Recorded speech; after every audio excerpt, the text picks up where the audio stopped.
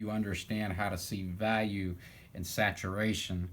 Again, I can get more accurate than what I'm getting here. I'm still going to have to put in more colors. I could easily correct much more accurately using traditional colors, but I'm going to stick with just, you know, just those basic colors until I get to the hair. All right, I'll quit torturing you guys and put those eyelashes and stuff in a moment. But before I do, I want to take my quinacridone red and I just put it in my dirty cup. Might be a little bit too much. I might have to add some yellow to it. Here, let's try to just add some yellow. It's transparent. I want some orangey tones.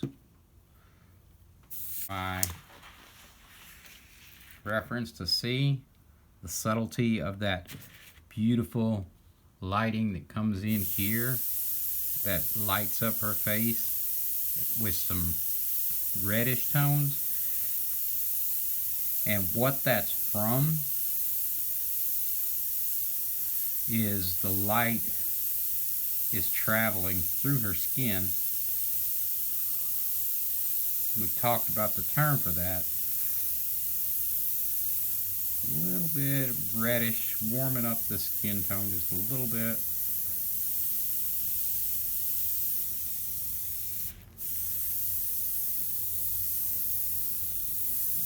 I've still got to go darker on that outer edge, so no worries there. Just barely from a distance away, barely bringing in some of those pink, peachy tones. It's going to be a little off reference there.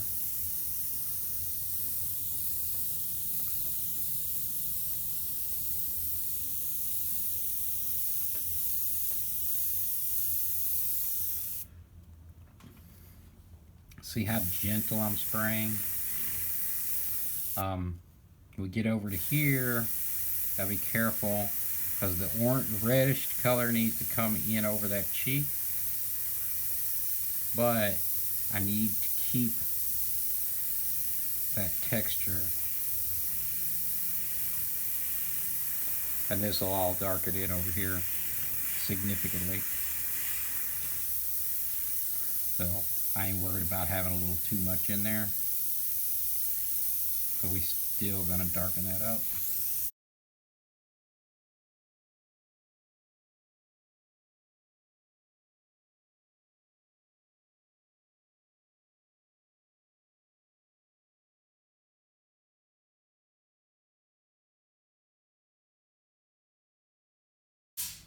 And see how it's bringing that shadow in there.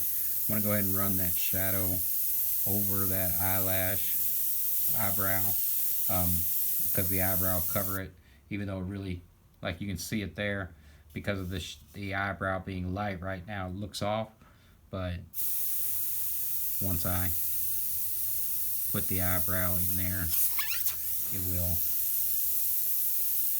come back around. And I just gotta be careful here because I really like these warm tones and I'm putting in more than what actually exists already. So I gotta be careful not to go too far. Still got some more work to do on that shadow. That's gonna be darker up next to that hair.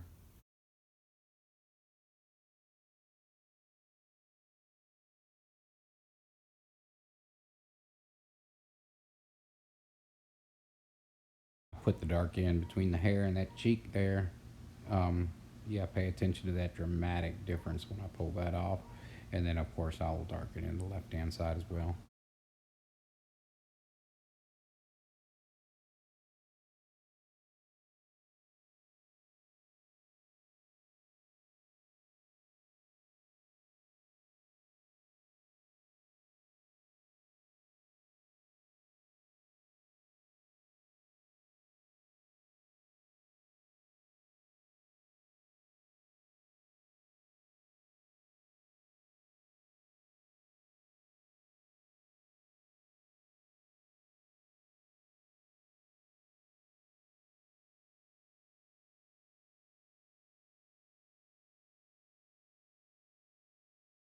So I've marked out my eyebrows, and I'm going to speed in through this part a little bit on just double speed, not crazy.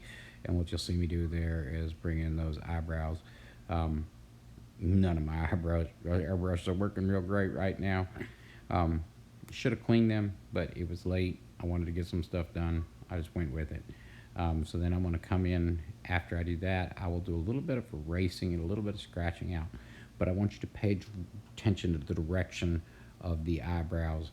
See, as they're coming towards the center of the brow, they kind of go from top down at an angle, and then about halfway through, they spread out and then go sideways.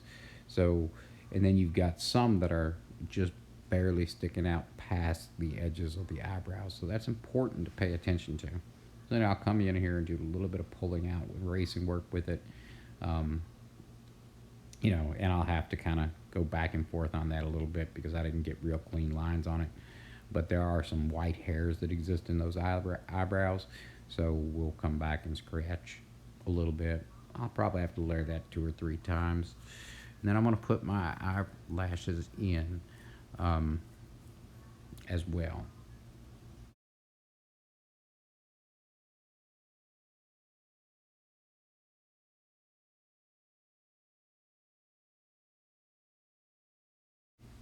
Now my eyelashes are a really dark brown, almost a black, but they're not quite a black.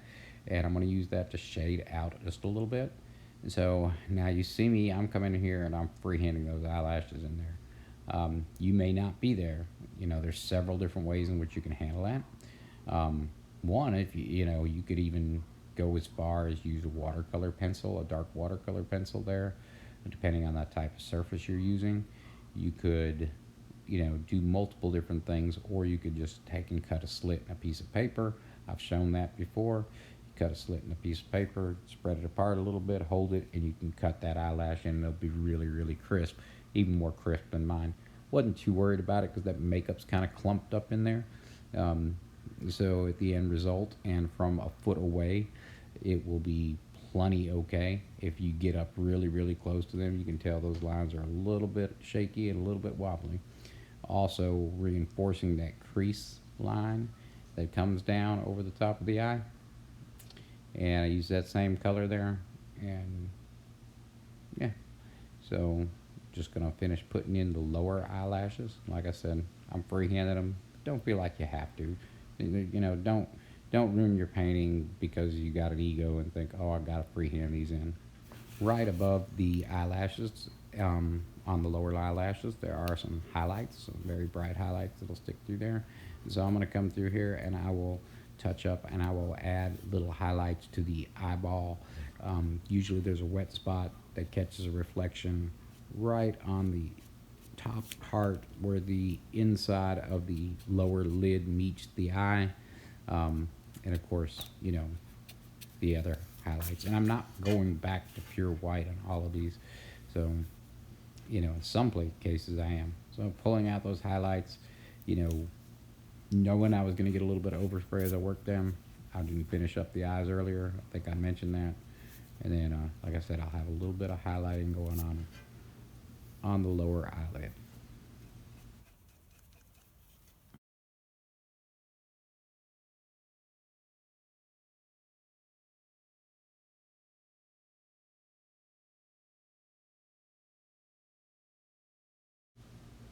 And so what I've got going on here is I've got my darker mix, and I've come in, and what I intended to use was a little bit different color than what I wound up using. I actually grabbed the wrong airbrush and used that eyelash color. Good thing I was spraying really gentle. So I grabbed the wrong color, a little bit too dark, and you'll see me in a little while. I'm actually, good thing I was spraying gentle, as I said, because it's really hard to judge it. You can pick it up on the camera faster than I could pick it up in real time and real life. So I got that color's off. It's really not that it's too dark. The color is just off a little bit. So you'll see me trying to erase it out here in a moment. I'll be talking about that. Hindsight's 2020.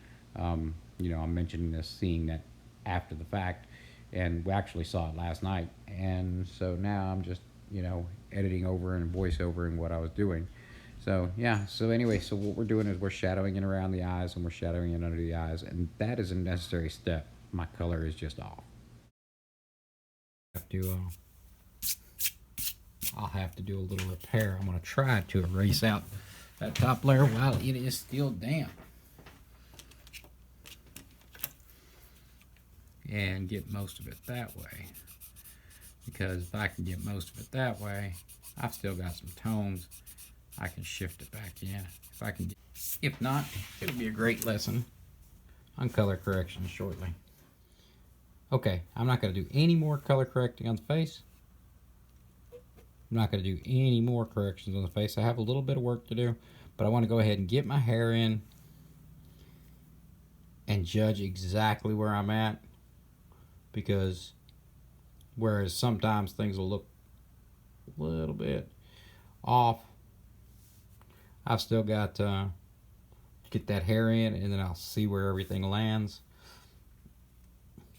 and that'll make a dramatic difference in the face. Actually, even though the hair is not very dark in this particular instance, it still will dramatically alter the facial features or the colors of the face.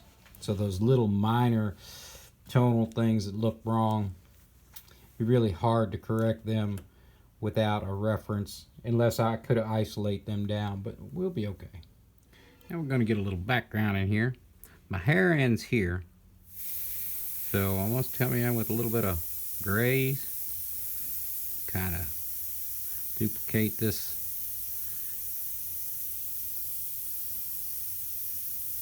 We'll bring a little color in it in a little bit.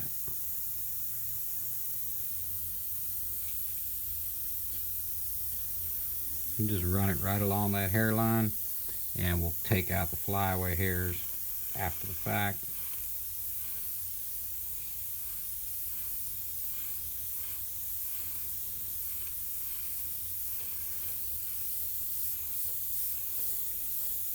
And this is something I just, it doesn't need to be, as far as I'm concerned, it doesn't need to be perfect, look just like the reference. There's people that care, I guess. Myself, I just don't care. Added a little bit of blue to that same gray.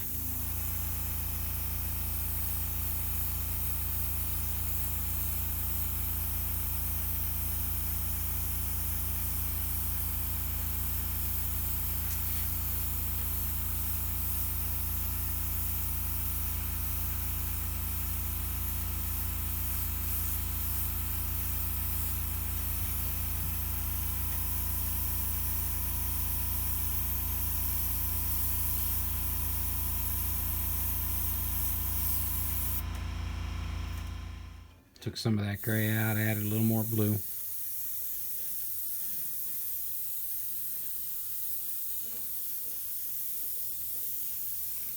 It's actually the wrong blue. Again, just don't care.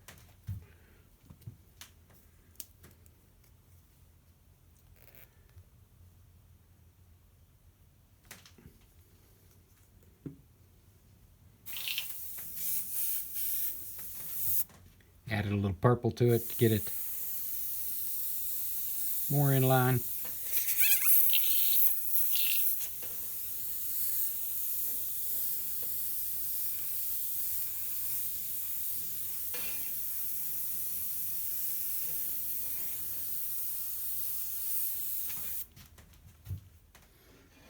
Add a little red, make it even more purple.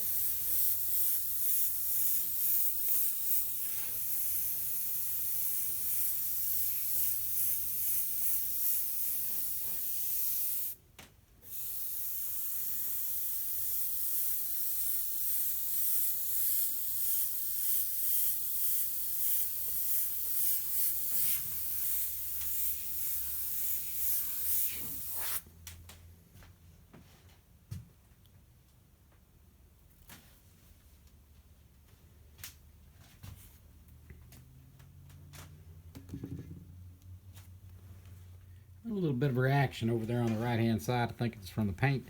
So anyway, add a little bit of brown. Fortunately for me, this is in a situation where, you know, won't much matter.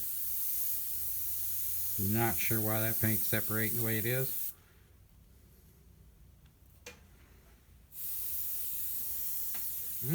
The other paint's separating too. Something with that purple. So I'm going to let that sit for a while and dab on it and get rid of some of that mess, and then I'll come back putting more color in. While I'm waiting for that to dry up, I want to do a couple of random hairs back here, and I'm going to put some color over the top of them. That'll make that hair that's behind there just really blend into that background. So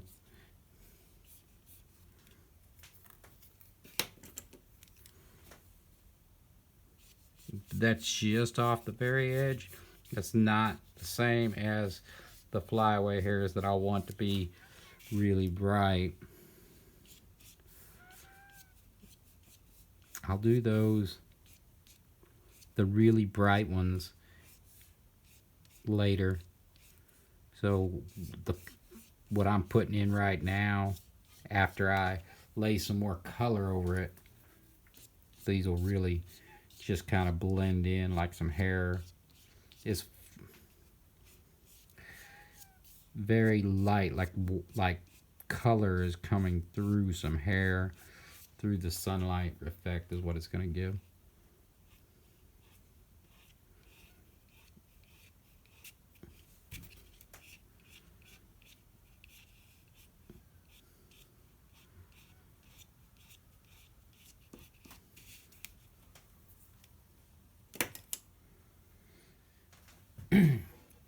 All right, so now let that sit a little while. Got a brownish black in here.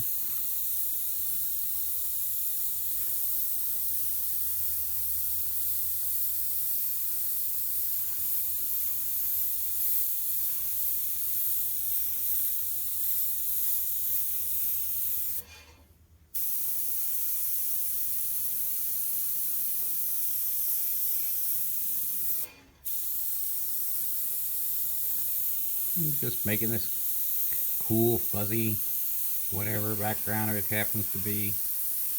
Like I said, not real concerned about accuracy. I don't think anybody be looking at the background. Although, not having colors in the background would change the appearance of the picture dramatically. So,